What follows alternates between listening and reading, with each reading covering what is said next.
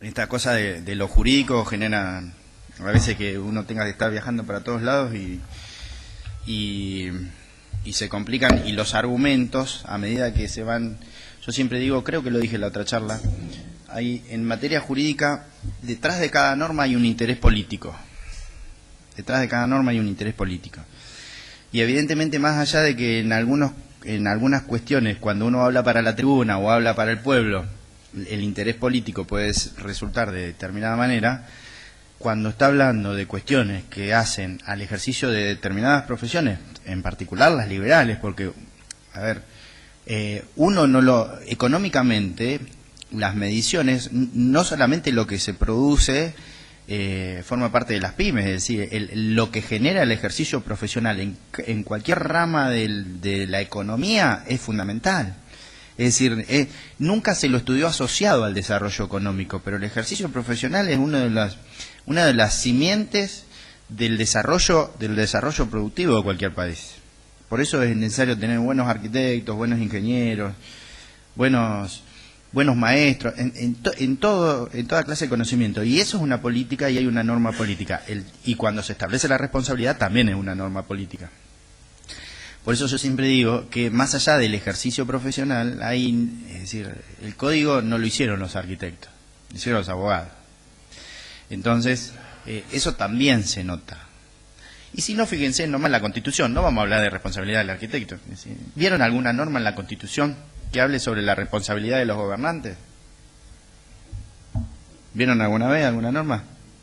Hay una sola norma que no la cumple ningún gobernante desde que se hizo la Constitución en 1853 ahora, que es... No, bueno, con costas, dijo una vez un funcionario cuando estaba tomando, con costas, porque costas son los honorarios, el pago de los honorarios en materia judicial, y le valió un sumario ni bien juró. Porque nosotros tenemos una norma, una ley que habla sobre el juramento para poner en funciones. Hay una norma que es la cláusula de desarrollo, que ningún gobernante la cumple. Y cuando digo ningún gobernante, ningún presidente, ningún gobernador, ningún diputado, nadie. Que es una cláusula, es el 75, inciso 19, que es la cláusula de desarrollo. Todos los que gobiernan o son representantes asumen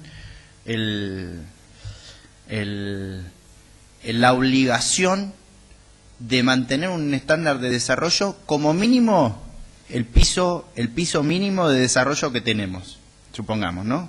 Con lo cual estamos complicados porque no hay ninguna norma de responsabilidad al respecto. Pero bueno, no vinimos a hablar de eso, pero sí recuerden, esto lo dice un autor que es un profesor comunista que da clases en Harvard. Es comunista en serio, es del Partido Comunista, que da clases en Harvard, que se llama Duncan Kennedy, que se llama La enseñanza del derecho. Y él dice en algunas líneas que detrás de cada norma hay un interés político que tensiona o destensiona la norma. Y hay normas que no provocan ninguna tensión política, pero hay otras normas que sí provocan tensiones políticas y cuestiones decisionales, ¿no? Y a eso nos dedicamos los abogados, a descubrir cuál es la interpretación política de la norma. O por lo menos deberíamos dedicarnos para saber interpretar bien la norma y no exegéticamente. Pero bueno, en materia, para continuar, yo soy un desastre con las manos, así que lo voy a poner medio lejos. Para continuar con así lo hacemos más ameno y más allá de que después hablemos sobre... Este muchacho Bertones escribió todo, no lo conozco yo, pero evidentemente le gusta escribir mucho sobre derecho y obra, porque es arquitecto y abogado, evidentemente. Después vamos a mencionar algunas cuestiones que bajo mi punto de vista y mi humilde opinión, el análisis a veces está bien, pero el resultado me parece que está desajustado a lo que es es decir, hay como una disociación entre el razonamiento previo y la conclusión final, ¿no? Es como en las tesis doctorales, como dice Thomas Kuhn en la estructura de las revoluciones científicas, es como que hay un desajuste entre todo lo propositivo y lo hipotético. Cuando llegamos al momento de la conclusión es otra cosa distinta. Entonces, en materia de responsabilidad del arquitecto, a mí lo que me preocupa, y ahora vamos a tratar de verlo con casos prácticos para que se entienda, el derecho tiene que ser para que se entienda. Si el derecho no se entiende, no sirve. Simple. Yo tenía una camarista para la cual trabajaba, cuando trabajaba en la cámara, donde decía, la sentencia tiene que estar hecha para que la gente la entienda, no para que se luzca el juez, ni para que el abogado le mienta a la parte, o se floree, porque la sentencia, yo a los chicos en el juzgado le digo, muchachos, cuando usted haga una resolución, la sentencia la tiene que agarrar, cualquiera, que sepa leer y escribir y tiene que entender, más allá de los tecnicismos propios y que tiene cada ciencia en particular o cada saber, tiene que entender lo que se está tratando, tiene que ser las cosas claras, tiene que ser un lenguaje claro, sencillo. En particular, en materia de locación de obra, el lenguaje no es sencillo y no es claro, nunca lo fue y no lo va a ser, porque quizás es muy técnico, pero en materia de responsabilidad, pareciera ser que se está empezando a clarificar, pero esa clarificación del lenguaje tiende a una extensión de responsabilidad para el arquitecto. ¿Y por qué digo que esto está bien en el análisis, pero se olvida de algunos puntos? Y se olvida del punto de la responsabilidad de los profesionales que intervienen, que son contratados por el dueño de la obra, que intervienen o que contrataron por cualquier tipo de contratación, dice la ley, le extiende la responsabilidad concurrente del constructor. Y ustedes van a decir, ¿cómo que me extiende la responsabilidad del constructor? Sí, extienden la responsabilidad del constructor. Y ahí no hay responsabilidad subjetiva. Ahí hay una responsabilidad concurrente de índole objetiva. ¿Y en dónde pasa esto? Nosotros habíamos mencionado el caso de los vicios aparentes. Los vicios aparentes creo que adopta una solución con claridad meridiana a la ley y dice, muchachos, si usted recibió la obra y el vicio era aparente y pudo detectarlo, no tiene derecho a reclamar. ¿Sí? No tiene derecho a reclamarlo. Ha pasado casos de los cables. Casos de las canillas conectadas al revés. ¿Hay un vicio redivitorio cuando las canillas están conectadas al revés? ¿A ustedes qué les parece? En la fría sale la caliente y la caliente... conectaron los cañitos al revés. Nada más. A mí no me parece que da para una responsabilidad conectar un caño al revés. Porque la función está. Ahora, cuando no están los cables, ahí tiene que haber alguna clase de responsabilidad. ¿Qué responsabilidad? ¿Por vicios? Pareciera ser que hay más que responsabilidad por vicios redditorios, porque en realidad yo no puedo saber. Da la configuración de un vicio redivitorio. Yo no sé si ustedes se acuerdan la definición de vicio redivitorio, pero el vicio redivitorio, en materia de derecho, en todos los contratos onerosos, hay unas garantías que son naturales a los contratos onerosos, que denominan garantías de saneamiento, que en realidad están mal denominadas garantías de saneamiento, porque las garantías de saneamiento son las que sanean los vicios, que los vicios pueden estar en dos lados, en la cosa, en la materialidad de la cosa, o en el derecho. Cuando el vicio está en el derecho va a ser una garantía de evicción, porque viene del latín, lástima que se fue Juan Carlos, que es profesor de Derecho Romano, de victo, de vencido en juicio. Cuando a mí me reclaman y hay otro que tiene mejor derecho que yo, ahí hay una garantía de evicción.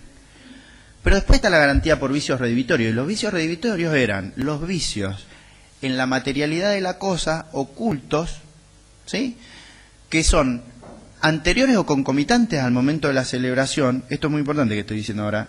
Anteriores o concomitantes al momento de la celebración del contrato, ¿sí? Y que si yo hubiese sabido que existían esos vicios, o no hubiese contratado, hubiese pagado menos por la cosa. Entonces, en el caso de los cables, que es una cuestión práctica que le digo a los chicos cuando estamos en la facultad, ¿hay vicios redivitorios en el caso de los cables? Pareciera ser que hay un vicio en la cosa, ¿sí?, que está oculto, porque no se puede ser. ¿Cómo saben ustedes si tienen cables o no? Ustedes cuando van a comprar un departamento entran con un tester, ¿o qué es lo primero que hacen? Ven si hay luz, ¿no?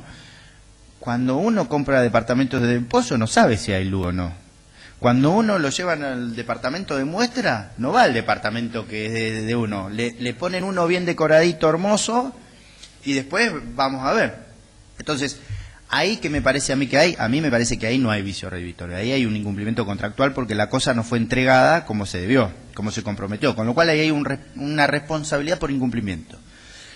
Pero más allá de esta responsabilidad por incumplimiento y la de los vicios aparentes, aparecen otras dos clases de vicios, que son los vicios tradicionales que pueden darse en la parte genérica, pero aparece el denominado vicio o responsabilidad civil por ruina, o por incumplimiento, o porque hay imposibilidad de que la obra de larga duración cumpla el desarrollo o el fin para el cual fue creada. A ver, si uno hace un análisis más o menos razonable de la cosa, ¿qué considera una obra de larga duración? Una casa. O usted hace una casa para usarla 2 años y no la usan más.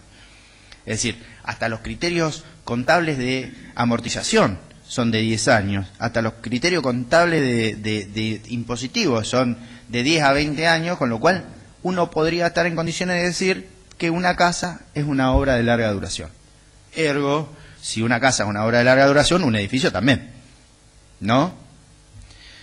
Si es así, ahí la ley agrava la responsabilidad del constructor. Yo ahora voy a empezar a hablar de las dos partes del contrato de obra. Contrato de obra aparece el dueño de la obra, ¿sí? Y el constructor. El constructor es una empresa, con lo cual yo, si hay vicios, si esto es una empresa y es económico, la responsabilidad va a ser objetiva y además le aplico la ley de defensa consumidor. ¿Qué significa que le aplique la ley de defensa consumidor? Primero, que tengo vicios redivitorios propios regulados en la ley de defensa consumidor a partir del artículo 17 de la 24240. Y además los plazos de prescripción son más chicos, porque los plazos de prescripción de la ley de defensa consumidor son de 3 años. Pero son más chicos con relación a la responsabilidad de 5 años que establece genérica el Código Civil, no de 10. Se lo dejo aclarado acá para mi amigo Bernardo Díez, que dijo que eran de 10. No son de 10, son de 5 años. ¿Sí? La prescripción de las acciones de responsabilidad son de 5 años. Ahora, los vicios redivitorios no tienen un plazo de prescripción de 5 años, ni tiene un plazo de prescripción de 3 años. Tiene un plazo de prescripción de 1 año. ¿Sí? Antes era de meses, ahora es de 1 año. ¿Estamos? Ese artículo es el 25, si lo quieren anotar, 2564, inciso A, el reclamo por vicios redivitorios. El reclamo por vicios redivitorios es de 1 año, a partir de que se toma conocimiento del vicio. Previa denuncia por 60 días, esto que estoy explicando aparece en el 1051 y siguientes del Código Civil. Tengo 60 días para denunciarlo, porque si yo no denuncio me caduca la garantía. Y ahora lo que hace bueno la ley es establecer los plazos de caducidad de la garantía y los plazos de prescripción para ejercicio de la acción. Ustedes no tienen por qué saberlo porque no son abogados, pero para que sepan, no es lo mismo hablar de caducidades que de prescripciones. Porque las caducidades son de los derechos. Las caducidades son de los derechos. Vamos a hacerlo bien simple para que se entienda. Lo que caducan son los derechos, lo que prescriben son las acciones. ¿Sí? Caducan los derechos, las acciones prescriben. Pero yo no puedo ejercer una acción si me caducó el derecho a ejercerla. Con lo cual es muy importante que esto también lo manejen ustedes. Sería muy bueno hacer un cursito sobre vicios redivitorios pura y exclusivamente, más allá de responsabilidad, para que sepas cuándo ustedes como contratistas, o mejor dicho, les puede pasar iure propio, es decir, por derecho propio, porque ustedes contratan a alguien y les puede afectar y no le construyen lo que les prometieron. Y también les puede afectar desde el ejercicio profesional, porque pueden ser arquitectos que tengan una empresa constructora, o puede ser que estén involucrados en estas responsabilidades concurrentes a las cuales quiero o pretendo arribar. Cuando yo tomo conocimiento del vicio, si es un vicio redivitorio, lo tengo que hacer saber a aquel al que me transmitió el bien a título oneroso, o que me lo creó a título oneroso, en el contrato de obra. Yo si no comunico dentro de los 60 días, me caducó la garantía por vicios redivitorios y ya no tengo más acciones por vicios redivitorios, que en el caso de los inmuebles es una caducidad de 3 años y en el caso de los muebles es de 6 meses, perdón. Encima tenemos eso los abogados, que somos peligrosos para el tema de los plazos de prescripción. Pero aparece otra responsabilidad, que es la responsabilidad por ruina o responsabilidad porque la obra no cumple el destino para el cual fue creada y es de larga duración. Y ustedes saben ahí, y estamos hablando ahora precisamente de los artículos 1273 y 1274 del Código Civil, 1275, 76 y 1277.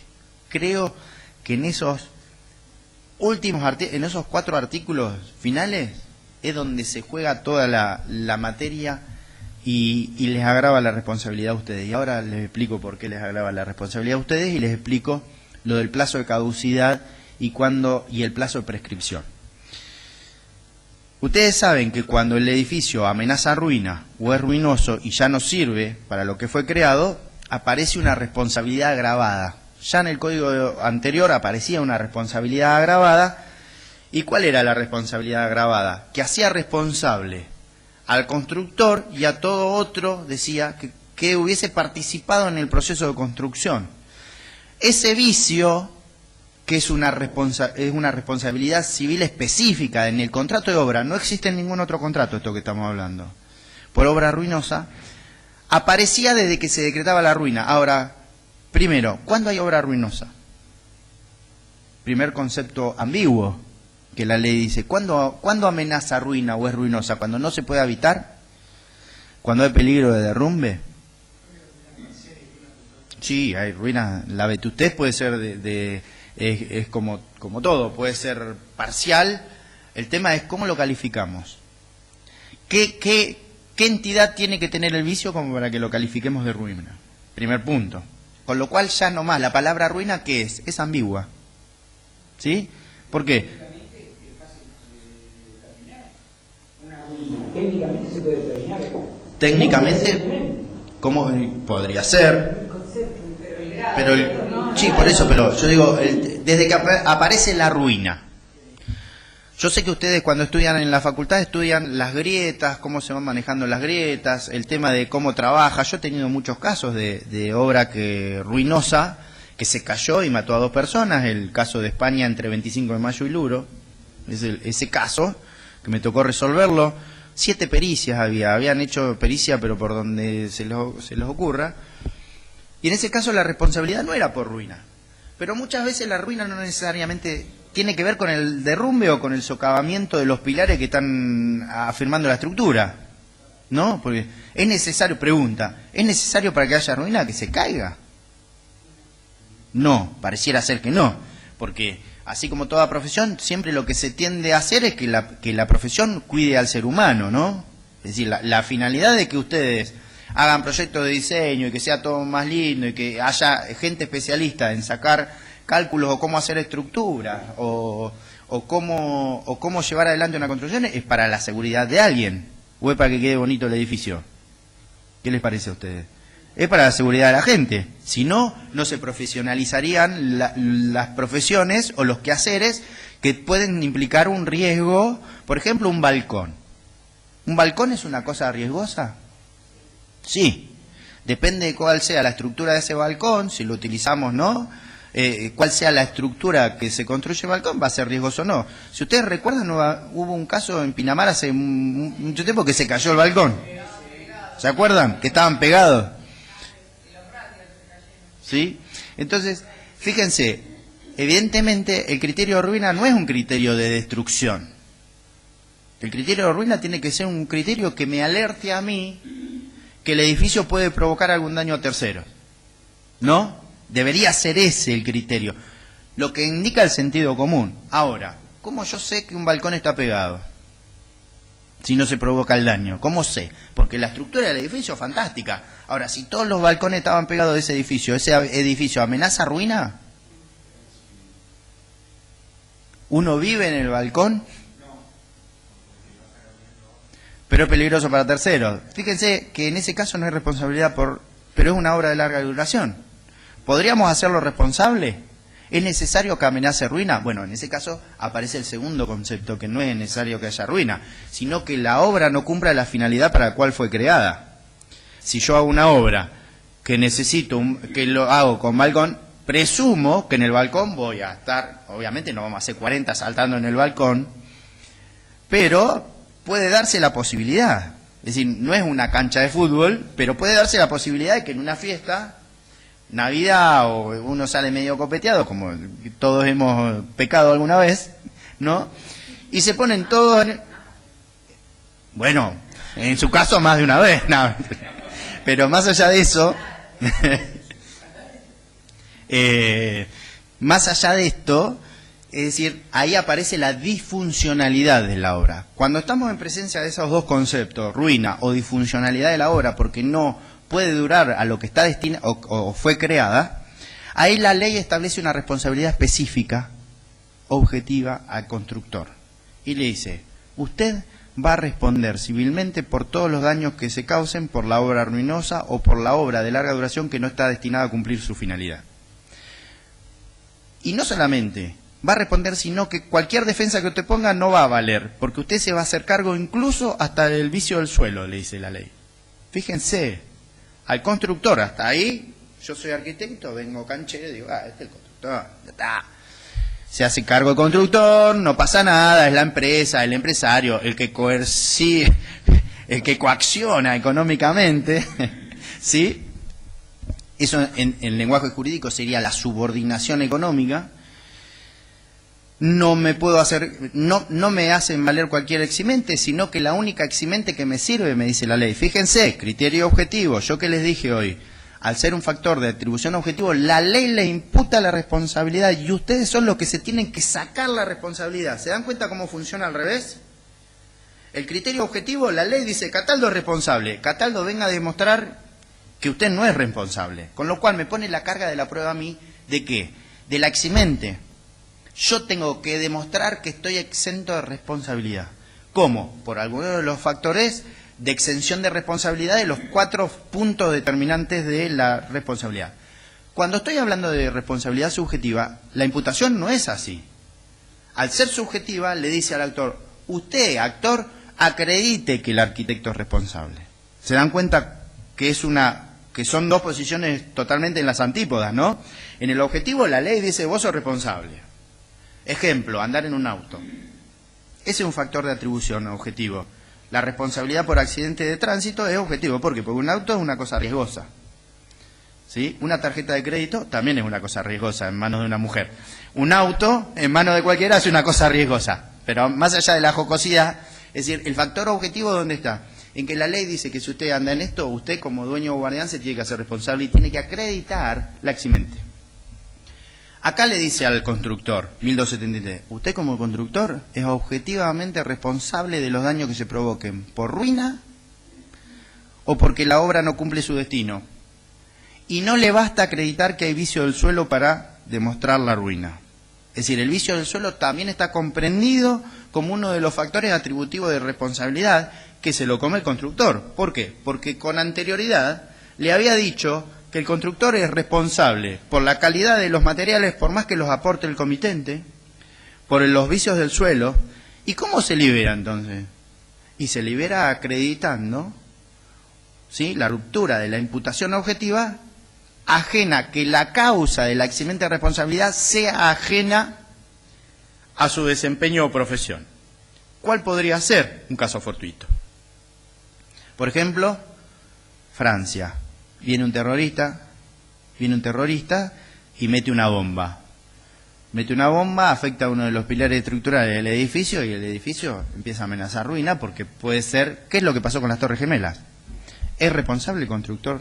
No, tiene una eximente de responsabilidad. Es una obra de larga duración. ¿Se entiende el ejemplo?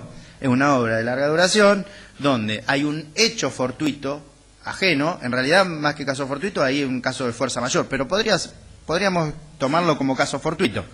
Caso fortuito, el arquitecto o el constructor no tienen por qué estar previendo que venga un loquito yihadista.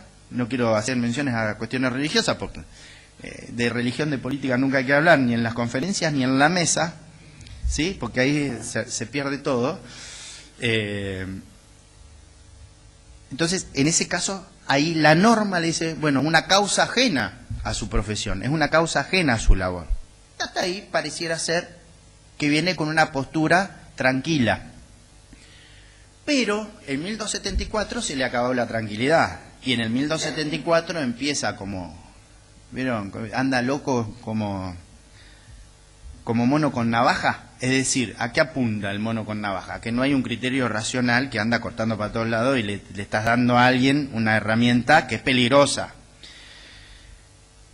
Cuando el 1274 empieza a hablar, viene a sanear algunas cuestiones que ya habían sido no reguladas, pero sí condenadas en materia de fallos jurisprudenciales. Es decir, una creación pretoriana que era responsabilizar no solamente al constructor, sino también a todos aquellos que habían intervenido en la cadena de construcción. Entonces, ¿a quién? Y al financista de la obra también lo hace responsable. ¿Sí? Una entidad financiera que quiere... otra empresa que le dice a una empresa, che, mirá, vamos a comprar este lotecito, vamos a hacer una oficina y vamos a revenderla porque ahí está el curro.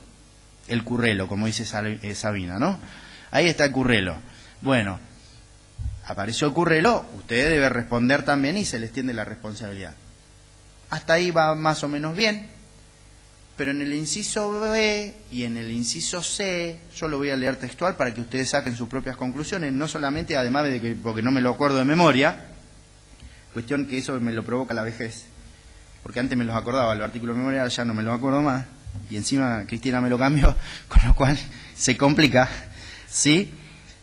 1274, y empieza así el título: extensión de la responsabilidad por obra en ruina o impropia para su destino. Chan, lluvia de chanes, diría alguna famosa, ¿no? Dice, la responsabilidad prevista en el 273 se extiende concurrentemente. Primera aclaración que hay que hacer. No es lo mismo decir que es solidaria a que es concurrente. No es solidaria. Les explico brevemente cuál es la diferencia entre obligaciones solidarias y concurrentes y con un ejemplo práctico. Porque si no, no sirve el derecho. La diferencia entre solidaridad y concurrencia es que es la fuente obligacional. La concurrencia o la solidaridad tienen en común ¿qué? La multiplicidad de sujetos que son responsables, que puede ser activa o pasiva. Puede haber muchos acreedores o puede haber muchos deudores, ¿sí? En este caso estamos hablando de muchos deudores, que son los que deben reparar, los que deben la indemnización. Concurren muchos deudores, pero ¿cuál es la diferencia? Es que cuando hay solidaridad hay una sola causa de reparación. La fuente obligacional es una sola, ¿sí? Uno es el deber de reparar para todos. Por ejemplo, una obligación solidaria de una hipoteca donde hay varios codeudores, ahí hay una sola causa jurídica por la cual todos responden, ¿sí? Y se les puede reclamar a uno la totalidad de la deuda. Por eso es solidaria. En la concurrencial hay multiplicidad de sujetos, pero las fuentes obligacionales son distintas. Ejemplo, el seguro de automotor. La obligación del seguro de automotor es distinta a la del asegurado. ¿Por qué? Porque el asegurado chocó, ¿sí? ¿Cuál va a ser su fuente de responsabilidad? La cuasi delictual que le causó un daño al otro y tiene que responder. Pero la compañía aseguradora, ¿le causó daño a alguien? Más allá del bolsillo de la gente, no estamos hablando de ese caso. ¿Le causó daño a alguien? No. Con lo cual, su fuente por la cual viene a reparar acá, como deudor obligado, es otra fuente jurídica. No es el deber de reparar, es el contrato de seguro. ¿Se dan cuenta? Ese es el ejemplo de las obligaciones concurrentes. En materia de responsabilidad por ruina, la ley lo trasunta en ese sentido. Quiere decir que tiene en cuenta cuál es la fuente de la responsabilidad. ¿Sí? Que no es lo mismo la fuente de la responsabilidad ¿de quién? Del constructor, que la de los otros profesionales que han intervenido en el proceso constructivo. Y ustedes dicen, ¿y por qué me decís los profesionales que intervienen en el proceso constructivo? Porque en el inciso B y en el C los guadañea a los dos y dice, se extiende concurrentemente. B, a toda persona que, aunque actuando en calidad de mandatario del dueño de la obra, cumple una misión semejante a la de un contratista. ¿Sí? ¿No le suena a un mandatario que viene a ejecutar, ¿cómo dice? ¿Representación técnica? Cuando habla de apoderamiento, la resolución 41/15, representación técnica, que alguien apodera a otro para que técnicamente represente o vea cómo se está ejecutando. Pero supongamos que esto no sea el caso de la representación técnica, que no sea el caso de la representación o de la ejecución de la obra por contratos separados o por administración, que generalmente es el típico caso del sistema de contratación y no por ajuste alzado. Supongamos que sea alguien que ejecuta la obra como le pasaba a usted, que viene la empresa, ¿no? Que viene la empresa como mandataria sería del dueño de la obra, que fue el que la encargó, pero que en realidad no hay ningún nexo que los vincule. Más allá de que societariamente podría haber algún nexo con el corrimiento del velo, pero no vinimos a hablar de eso hoy y es un lío. Pero lo más importante, fíjense lo que dice el inciso C. Según la causa del daño, de ahí viene la justificación de la concurrencia, según la causa del daño, al subcontratista, al proyectista, al director de la obra y a cualquier otro profesional ligado al comitente por un contrato de obra de construcción referido a la obra dañada o a cualquiera de sus partes. ¿Qué me cuentan? Lluvia de chanes. De acuerdo a cómo haya sido causado el daño. Pero son concurrentes. ¿Qué significa? Que te pueden cobrar el